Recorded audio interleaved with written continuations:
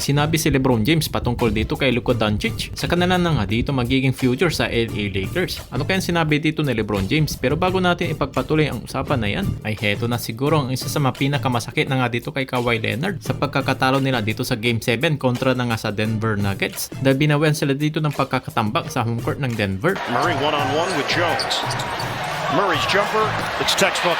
Dahil itong si James Harden ay parang nawala dito sa kanilang game. Hindi nakatanggap itong si Kawhi sa kanyang production sa kanilang duo. Kaya naman tuloy nag-take advantage na dito ang Denver Nuggets. Sa unang quarters pa lang, ang mga role players na ang nanguna na si Derrick Jones Jr. at itong si Christian Brown para sa kanilang mga kupunan. Habang sa paglalaro ni James Harden sa loob ng 11 minutes, ay parang takot na takot ba mag-attempts or mag-score. Ay gumawa lang siya dito ng 7 points, 5 rebounds, and 13 assists. Kung kailan ba naman na kinakailangan siya na kanya na nga ditong opensa para na nga dito sa Clippers. Kaya naman tuloy nahirapan din itong si Kawhi para buhatin. Sa performance lamang dito ng 22 points, 5 rebounds at 2 assists ay hindi talaga sapat para manalo sa kanilang Game 7. Na-stress tuloy dito si Daklo. Tulala si Coach Tyloo. Ganon din ang owner ng Clippers. Naangasan tuloy sila dito ni Russell Westbrook. Sobrang ingay niya tuloy sa Denver Nuggets Arena. Natawagan pa dito ng technical foul after ng kanyang dunk. Nang hang time pa sa ring itong si Brody.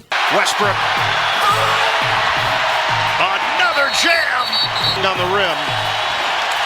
But the Hanggang sa tuluyan ng tinapos dito ang season ng Clippers at umabante na sa second round na kung saan makakarap nila itong Oklahoma City Thunder. At ito naman sinabi ni Kawhi Leonard Daklo sa kanyang post-game interview. Magsisimula siya dito ng training camp. Sa pagsisimula ulit dito ng panibagong season ay makakabuti. Pero syempre nasa isip niya pa rin dito ang kanilang pagkatalo at masaya naman siya dahil siya ay healthy. Pakinggan nyo ito. Be able to, start a training camp and be able to start the season, which would be great.